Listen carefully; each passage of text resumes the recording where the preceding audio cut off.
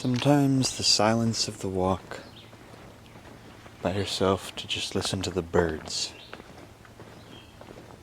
is the best.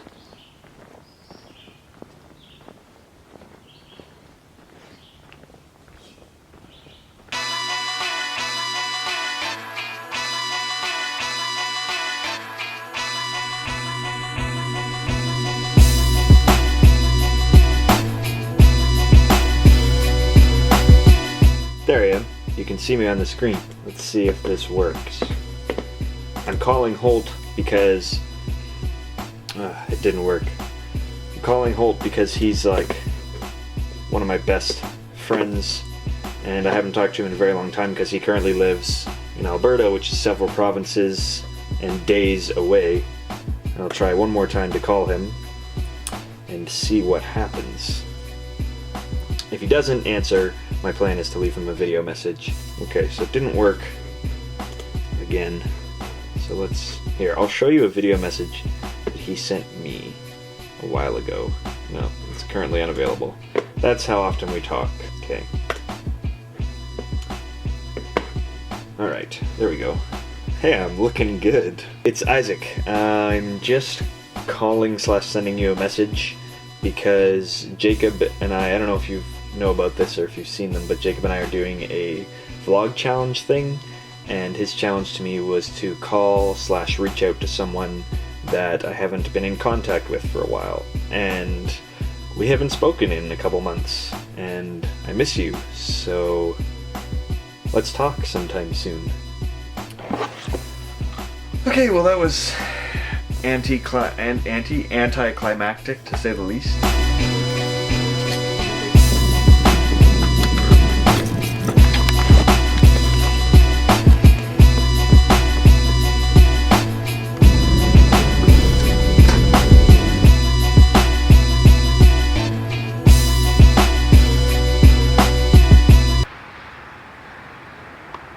I am there-ish. I want to go somewhere there. Go.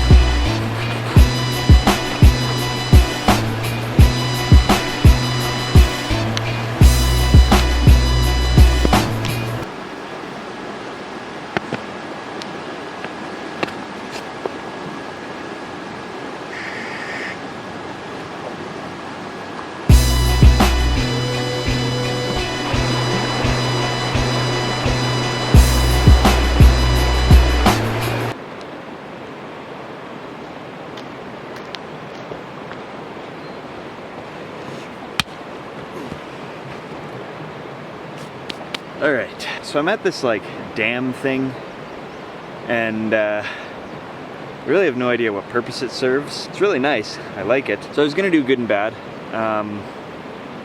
To be honest, this was just a coasting kind of week, I guess. One good thing is that I started really trying to take control of my emotions at my job that I dislike, which is construction. I realized how much stuff that would annoy me at work was actually affecting my mood for the entire day and then draining me of energy by the time I got home. So, and you know, it's like this thing that you hear all the time, like don't let little stuff tick you off, or don't let your emotions get the better of you. And you think like, oh, yeah, okay. But to actually put it into practice is really, really hard work. As for bad, there's nothing worth talking about bad that happened this week. I wanted to tell you a story. I just was thinking about this the other day, and I decided I was going to tell you in this vlog. There was a time after high school when I was 18 years old. Maybe I was 17 and still in high school. I can't remember. Sometime around the age of 17 and 18 years old. I was working at Crossroads, a restaurant in Rosso, as a dishwasher. I met this guy named Dan Letourneau who worked there. I don't know if that's how you pronounce your last name, Dan, but A for effort. And somehow, Dan and I ended up talking about brothers. He's older than I am, so he was like early 20s, I think, at this point. And this was the point in my life where I was still like the too cool for anybody teenager who just like, I couldn't stand you, Jacob. I'm sorry to say that, but I'm sure you know that. I was a terrible older brother. I was mean. I didn't like you at all. I loved you. I loved you because you were my brother, and I knew that, but I was really irritated by you all the time. And I don't know, I was just sharing this with Dan because he had asked a question about siblings, and it just came up in the conversation. Dan also has a younger brother. And I don't remember exactly how it went. Dan said something along the lines of, you know, he knows exactly how I feel. He was in that same spot once. He has a younger brother who he used to really dislike as well. But he told me that changes when you get older.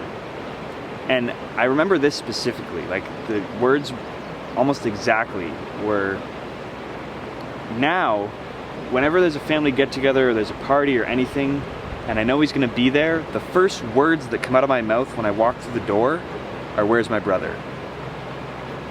Because he's just so excited to see him and so excited to be with him. And I remember thinking, what? Like, I knew that's what I was supposed to want. I knew that as your brother, that's how I was supposed to feel.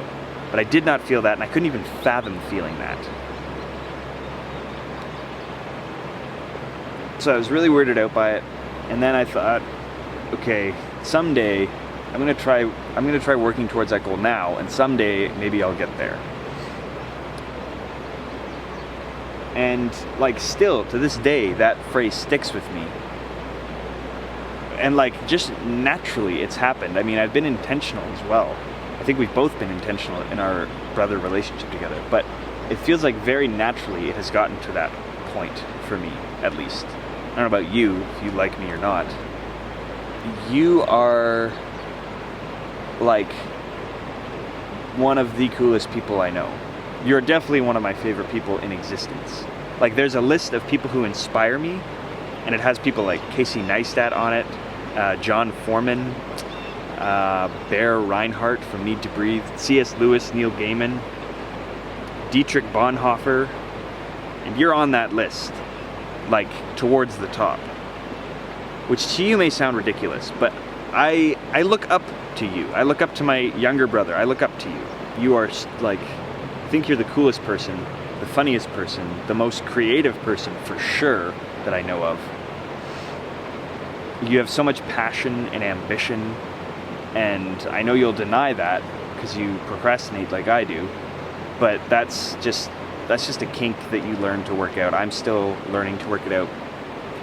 You'll just have to deal with that your whole life. Everyone does. People who say they don't are lying. I just really wanted to share that story and that thought with you in this vlog. Your challenge for this week is to make a how-to video. Show me how to do something, anything, whatever you would like to show me how to do. And that's everything. So, goodbye, Jacob Goalie. I will see you on Tuesday.